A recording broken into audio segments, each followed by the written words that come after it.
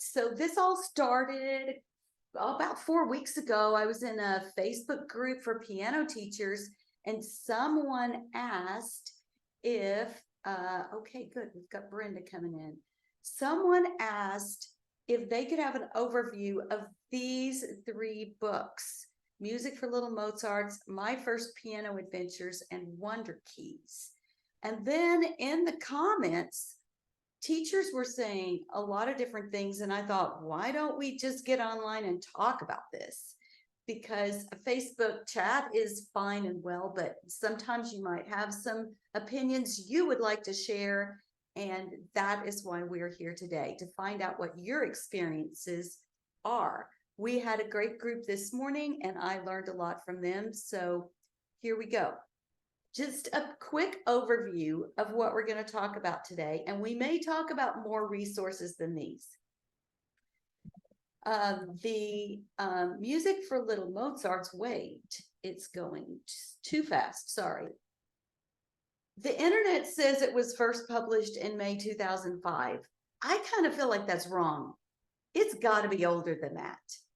I don't know, but it seems like it's been around forever. There are several books in each level: lesson, recital, workbook, discovery, all kinds of supplemental books. You can find Music for Little Mozarts for classroom. You can find some really great like classroom chants and rhythm books, all kinds of stuff that would help you with supplemental materials. I put ages 4 to 7-ish, although I feel like that's debatable. It could be even a little higher than that. In general, I'm finding that these type of pre-reading through early note reading books, I'm giving them more and more to older kids that I didn't used to give these type of books to. So we can talk about that a little more later, see if that's been your experience. Really quick, my take on these books. They integrate with the Piano Maestro app, which is fabulous, and my students really love it. These books are pedagogically sound. You take a look at the authors at the bottom of the book. They have been around a while, and they really know what they're doing. However, the story and the graphics feel pretty outdated, and my students don't really love the music. And in books 3 and 4, there are some hands together pieces that my students are struggling with. For little kids to have to play 1 note in one hand and 2 notes in another hand, that's 3 notes at the same time, changing harmonies, it can feel like a lot. My First Piano Adventures, first published in 2007, the internet says. The Faber's recommend it for ages 5 and 6. There's a lesson, a writing, and a supplemental book. There are 3 levels, pre-reading all the way up to the pre-time piano books. So again, there's a lot of books that go along with these series. The audio and the teacher support, in my opinion, is outstanding. If you want to see Nancy or Randall teach one of these lessons, you can find a video on it, and it's very, very helpful. I am going back to these books after several years of not teaching them. The audio to the books is now online for free, and you can download it, versus having to get a CD, which who has a CD anymore? I don't know. What is also great about these books is the emphasis on technique and how they explain it to kids in a way they can understand. There are some composing and improvising activities in the writing book that goes with each level, A, B, and C. And the music is pretty fun. The songs may be a little longer in some instances than they are with Music for Little Mozart. And the book is way longer. So that's something to consider when you're deciding which series to use. I started using Wonder Keys for my ages 3 to 5-year-olds shortly after the 2nd edition came out. And these books are available on Amazon. They're a little more money than the other books, so that's a consideration. There are 3 levels of preschool, from the foundations to pre-reading. So by foundations, I mean, can the children find their fingers?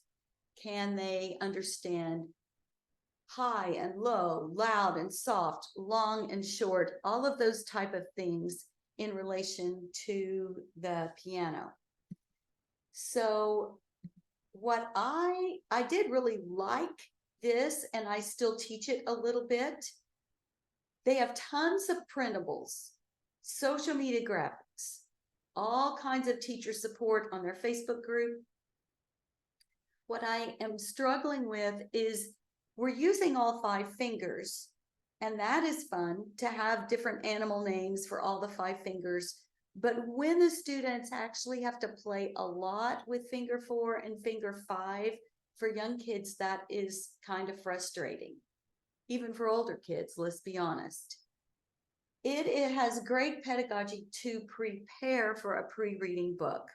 So having taught in public school, I noticed that a lot of kindergartners came to music without knowing high, low, loud, soft, all of those things, same and different, and long and short. They don't know those things. And so having a book like this that explores it, along with beat, rhythm, visual skills of reading left to right, and math.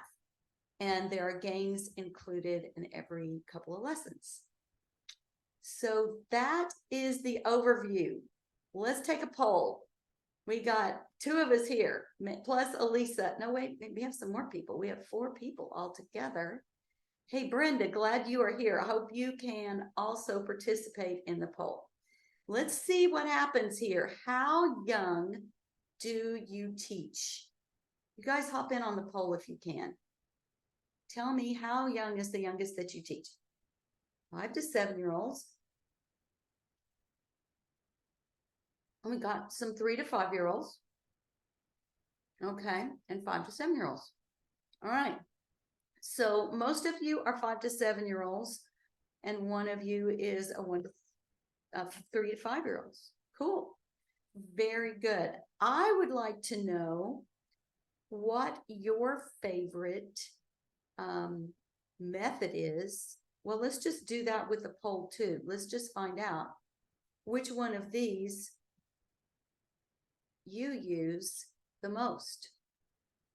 Do you use Music for Little Mozarts, or My First Piano Adventures, or Wonder Keys, or something else? So hop in on this poll and let me know what you think. If you haven't used any of those, just hit other. Maybe some of you are trying to figure out what you're going to do. I hit other. You hit other. Okay. I mean, way back when I was doing my pedagogy training, I started with Myron Cole, and she had a pre-method, I guess I would call. It was for 4-year-olds, and I've been just using that ever since. And I've never really used the others, although I did explore some of the others, but I didn't feel like it taught them fast enough. And they just learned so much faster this way. So you can find it online, free piano method, and they have some intro books that start with the 4-year-olds for the 5 lessons to kind of get them started. But she has a she called them like easy keys, and she broke it up into 3 different books, smaller books, and then she put it all in one, and it's not even online. So she gave me like the paper copy, and she's like, here, I'll put it online eventually. And she never really did, but parts of that book is in the intro book. So I basically kind of start them with the intro book, and that teaches them pre-reading of the rhythm first and the letter names there, so they know all the letter names. And it doesn't talk about fingers or high or low. It just kind of starts them off that way. What ages are you using the Myron Cole intro book? 4 and up. 4 and up. There's a junior one and a, one for 7 and up, older. And are you doing that, Alicia, with group and private, or are you just teaching group? It actually has songs for groups, so it has the same song, just different parts. So you can put each person on a different part and learn each song separately, so forth like that. So it has. I have forgotten about that. That is really good for teachers to know. Okay, Brenda does Little Mozart and My First Piano Adventures. Brenda, you want to put in the chat why you like those? Let's see if she'll type something out for us.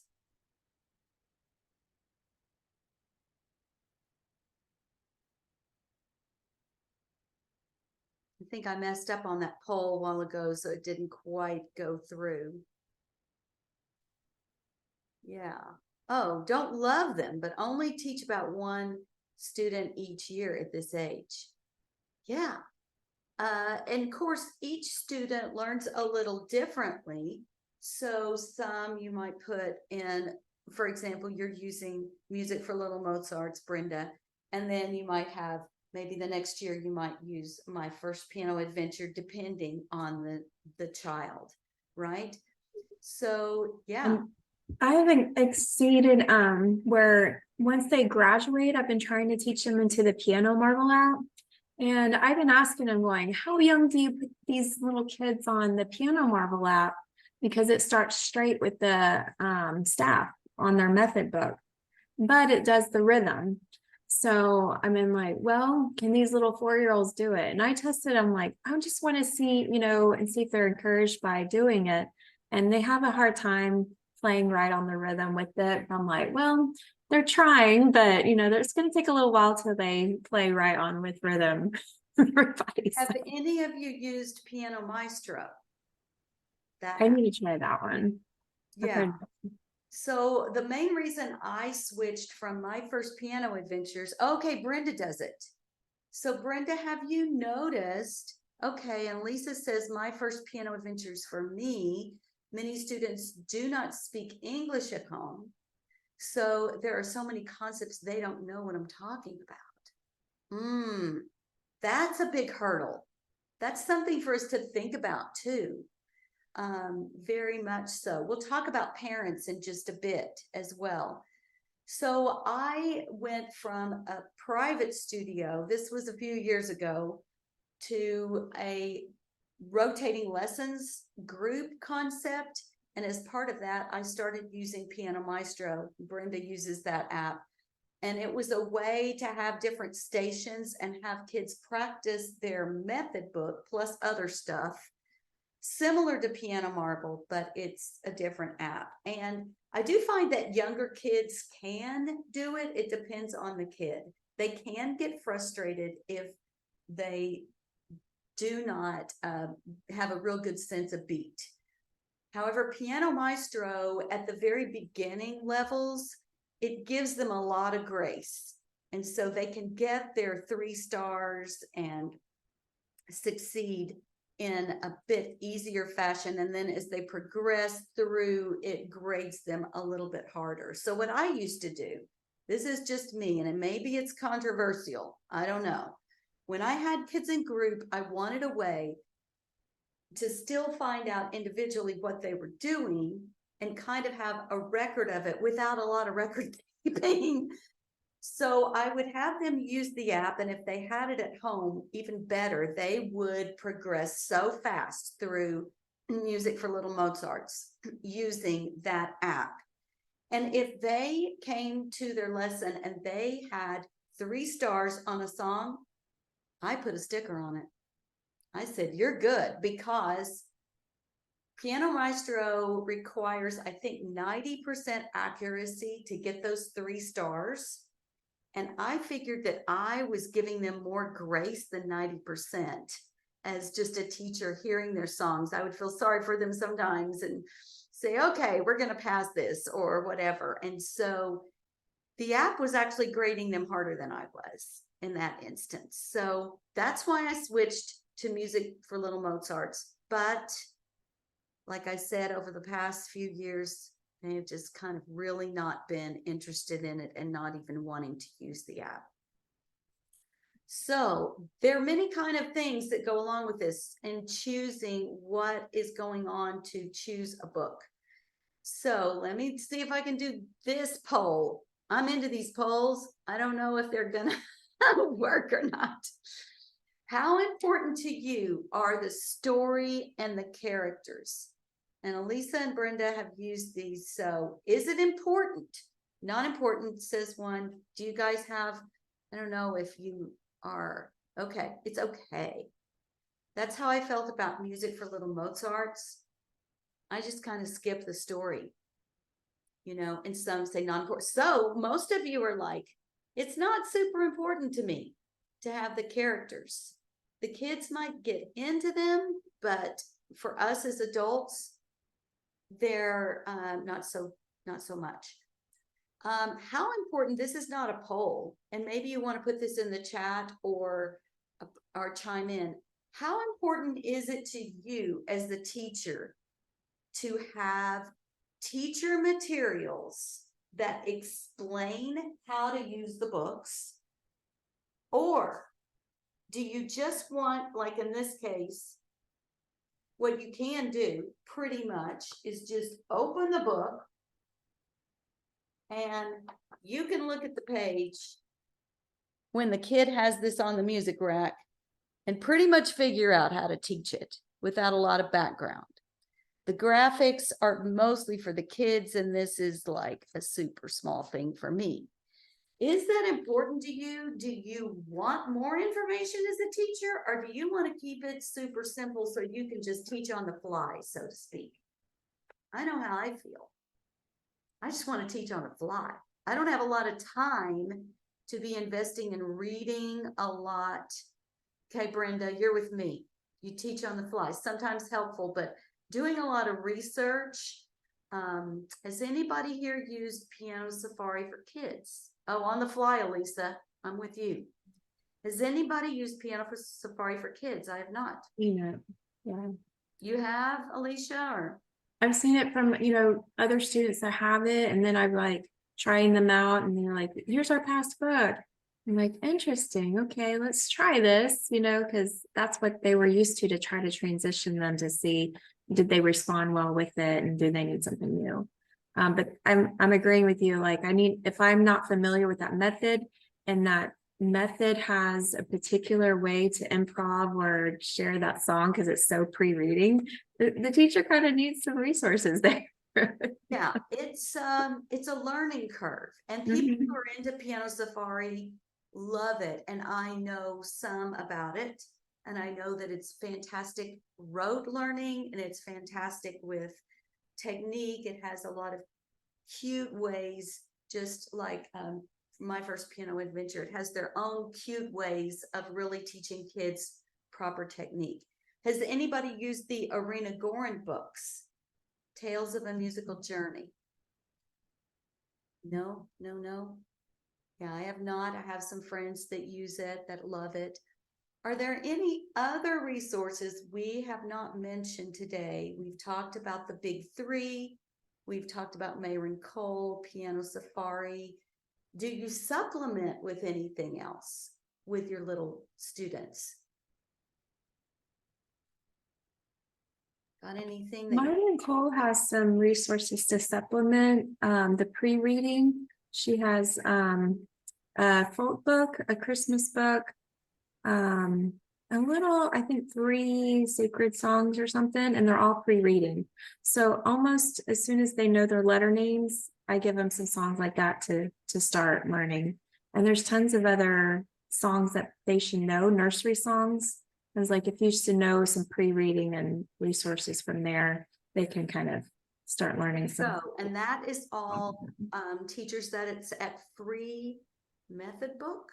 Is that right? Yeah, Free Piano Method book, or mcpiano.com. Yeah, Free Piano Method. If you'll Google that, you can get all of that stuff for free if you need. Elisa says as many coloring pages as I can find. Yeah, I love that about the Music for Little Mozarts. The workbook gets them off the bench a lot. So I do love that.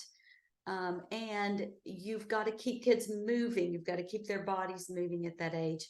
And Brenda, you like Compose, Create, Rhythm resources. Which ones do you use? Because I have my favorites. And those are really great off bench. So if you don't know Compose, Create, that's the Wendy Stevens materials, and you can find those on composecreate.com. And she's got some really cool things. As a matter of fact, while Brenda might be typing on her favorites, for a long time, I kind of resisted buying Rhythm Menagerie, which is an older curriculum that she made. Yes, I do. I feel like Brenda and I have a lot in common. Rhythm Menagerie, I actually use the first page of Unit 1 on a trial lesson every single time I use that. In fact, I can pull that up right now. So if you're not familiar with it, you can take a look at it. It's going to be on my iPad right here, and we can make it bigger. Yeah, now this is the landscape page, but on my iPad, it just kind of turns out. Can we make it? We can make it bigger like that. And so you can, all of these are about different animals. There's different animal sounds. There's different animal movements, and you can teach the syllables however you want. But I find this really easy for a trial lesson. And I also find it really helpful when we actually have students who have holes in their ability. Maybe they're a transfer student and they didn't really get eighth notes really well. There's a unit for everything, and there's lots of practice that kind of helps with that. You can get Rhythm Menagerie, and I think Rhythm Manipulations is the older curriculum, and it gets quite involved. I haven't even had any students go through it, although I do have that curriculum. Rhythm Cups, if you don't know, super fun. I bring that out from time to time, and there's a Christmas version, there's patriotic version, and the students really love that in group or in private lessons. And they take a little solo cup and they tap the rhythms along with accompaniment tracks. Okay. Oh, Rhythm Lab app. Yeah, thank you, Brenda. We'll start using that on the iPad. Rhythm Lab app is a fantastic resource too. Yes, that is another great one. Thanks for sharing that. Okay, let's do another poll. Since I'm getting some feedback here, let's talk about parent involvement with little students. Do you expect parent participation in lessons or practice? Or have you given up? Or if it's nice if it happens? I think it depends. Let's see. Nice if it happens. Encourage it. Yeah. And no, I've given up. I get it. You know, if you attract a certain type of client, and I know Alicia can probably help us with the marketing on this, but every studio has a certain vibe. And we all are not, I can't teach every student.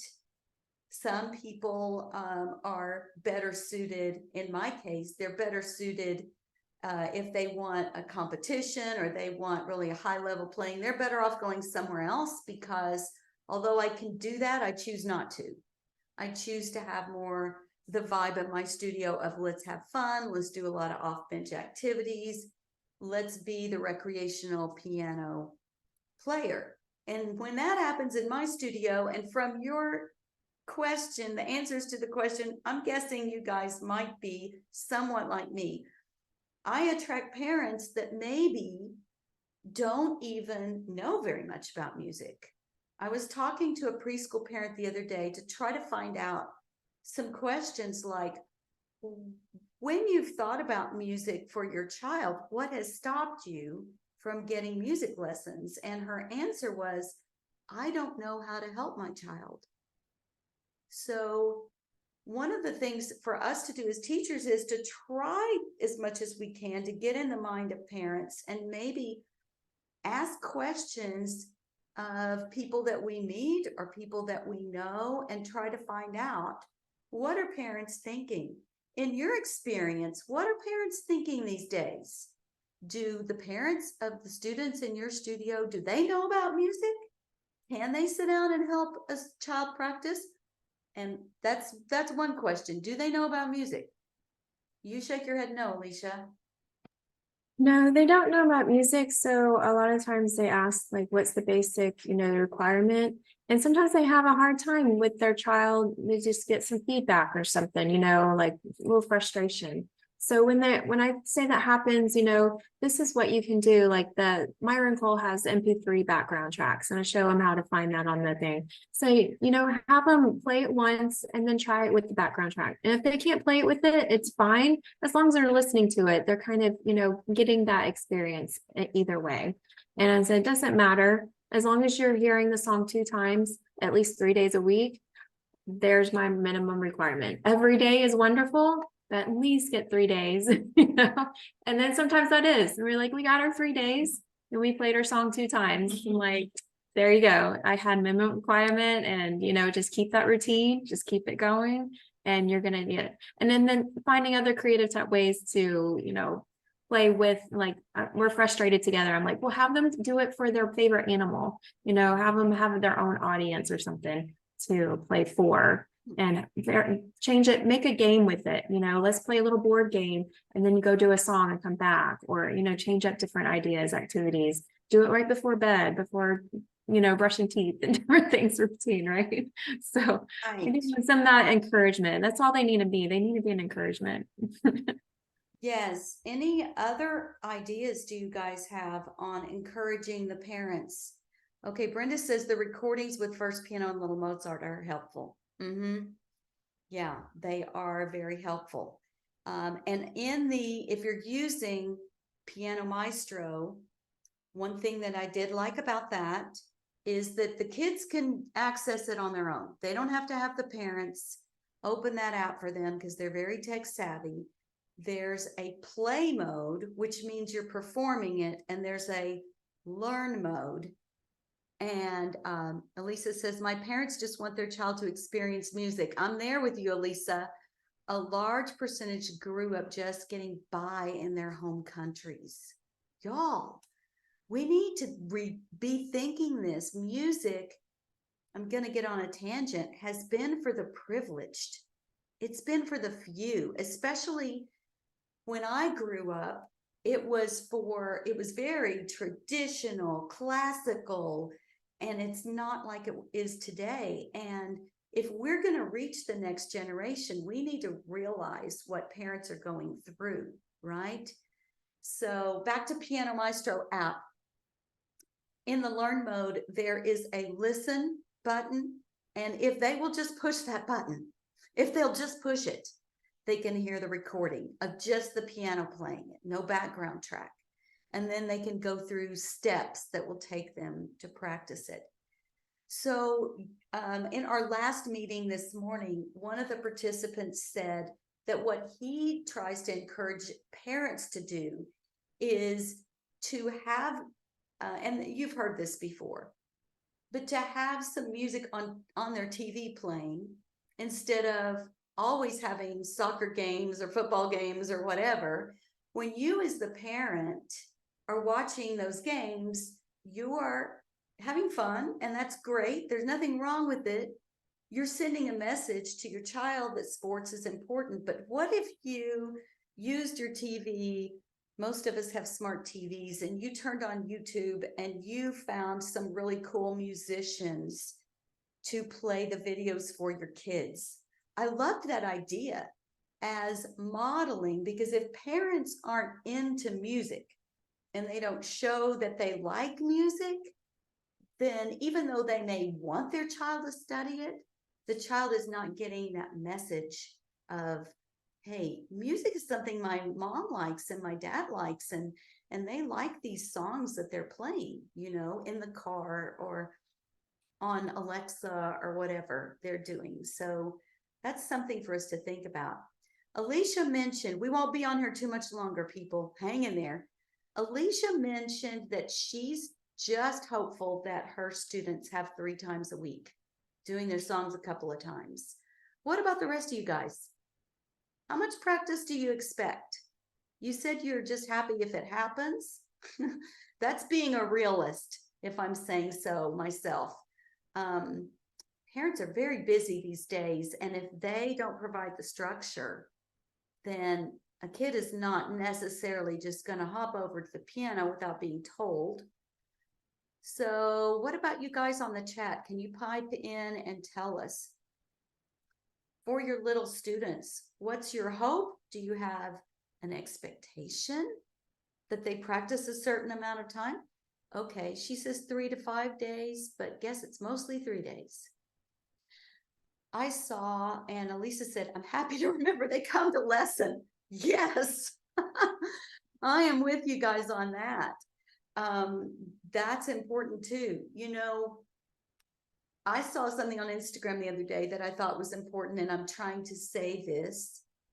If you can just play your song one time most days, I'm happy, you know, and I think I've been trying to take the pressure off, and I've been seeing the stats on the practice app that I use be pretty steady between 2 and 3 sessions a week.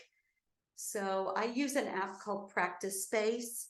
It's been super helpful. If you have any questions and you want to know about Practice Space, I'd be glad to help you out, because if you've ever used Tanara, you know Tanara just shut down or is getting ready to shut down, and Practice Space has been super helpful. They have a way to transfer all of your data if you have used Tanara. But if you've not used an app before, there's a lot of advantages, because you can just put the assignments up there and you can train the students to get on the app. And one of the problems I have had is having the parents give the email to the kids and tell them what to do, or the kids lose their book and the assignments just do not get through. There's no foolproof system, but Practice Space has come in really handy. And another reason I recommend it for young students is that what I will do, let me grab one of my books, is, for instance, if I have a student in this book, I will make an assignment and I'll save it. And you guys might know this as well. This is the wrong book. This is the workbook. I'll make an assignment and I will save it. And it will say Music for Little Mozart's book 4, page 9. And what I did on Practice Space is it has a video attachment. There's all these ways that you can attach media. You can attach YouTube videos or audio files or whatever. What I did for my kids who don't read, and I was afraid they might not even know what page 9 meant, is that I made a video on the app and I said, hi, your assignment today is this. Open your book until it looks like this picture. Because I just wasn't so sure that the little ones had that skill of finding the correct page. And so it has really helped their independence. Now, I teach 100% online, so my students have to be independent. They have to learn that. But that's been super helpful. Okay, I think we're almost done with our polls here. Let's just do one more. I don't think I'm sharing the results with you guys. So this one, we've kind of talked about this. Let's just go ahead and answer it. Do you use supplemental materials to the book? Do you use the supplements that go with the series? So for example, if you're going to use Little Mozart's, do you use only Little Mozart's books? Do you use no supplements or other stuff? You guys gonna chime in on this? Let's see if that. Okay, supplements that go with the series and other ones. Okay, so that's good. I'm gonna see if that shows up for you guys, that you have voted that mostly use the supplements with the books. that means to me, and maybe I'm inferring something, that it's really nice to have a series that is easy. The supplements are there. Even in your Mayron Cole series, Alicia, you've got all the things in one spot, making it easier for you. Let's face it, we're all busy and we don't have time to be pulling from a lot of different resources, although I know we always do.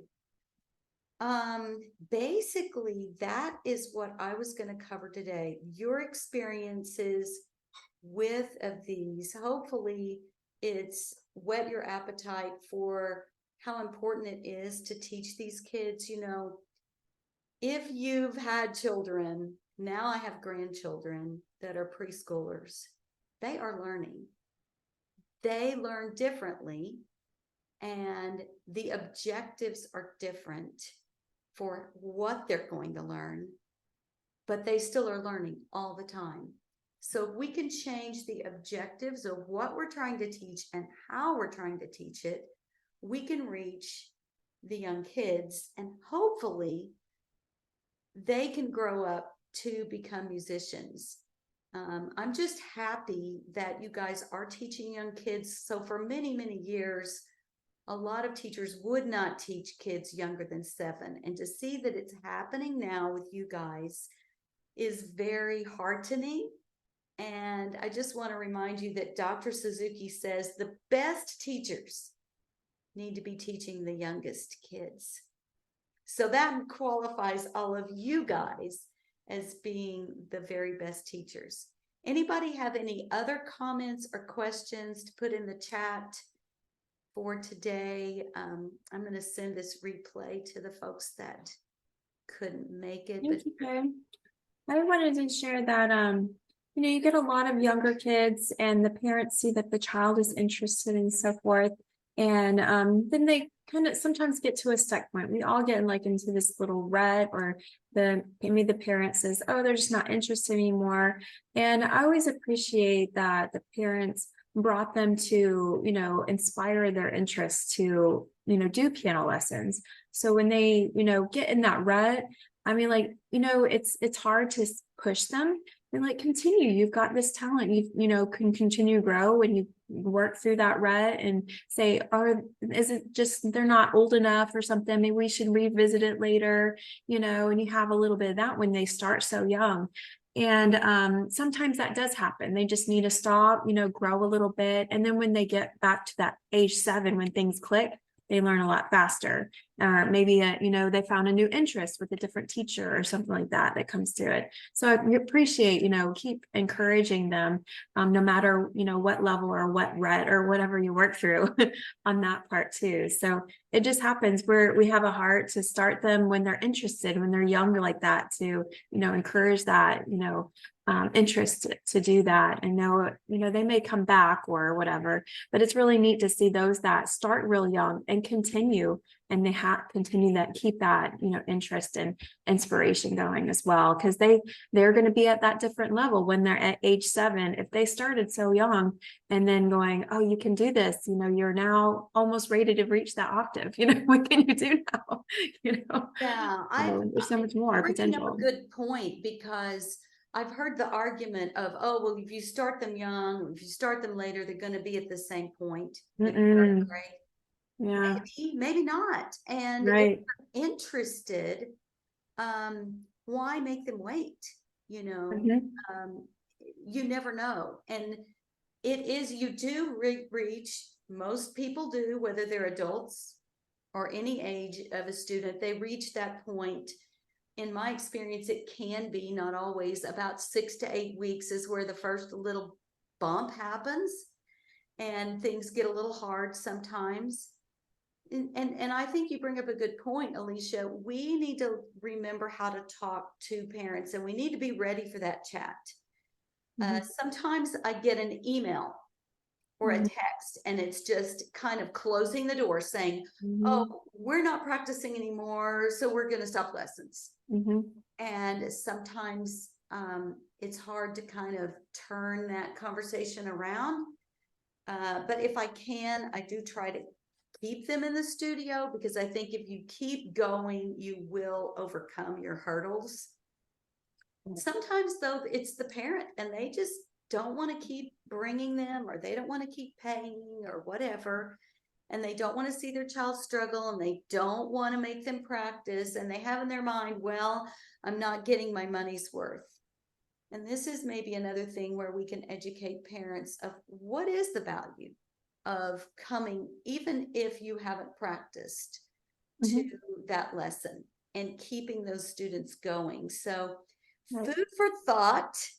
We have some challenges, but it's not something that we can't overcome, and we can't help each other. This is why I've loved this. Thanks for coming to this chat today. I feel like it's been a virtual water cooler. Do you guys know what a water cooler is? Are you too young to know that back in the day, people who worked in office buildings, real office buildings, used to congregate around a water cooler, and they would chat and learn from each other and just network that way. Well, this has been a virtual teacher water cooler today. So thank you for coming, and we may have another one of these. I'm glad that you were here. If you have any questions, thanks, Brenda. I should have put my link tree here. I don't have my link tree, but I'm going to tell you how to stay in touch with me the old-fashioned way, because I don't have my link tree. Miss K Piano is where I'm getting real active on Instagram with teachers. So that's pretty easy to remember. Ms. K Piano, if you're on Instagram. If you're on Facebook, it's just K Lowry Piano. That is easy. If you're interested in my, my YouTube channel for teachers, it's mostly for teachers. It's at Beginning Piano. So those are some ways you can keep in touch with me. You can also just email me. And yeah, we'll stay in touch. And thanks for coming, everyone. It's been fun to chat with you guys. Bye now.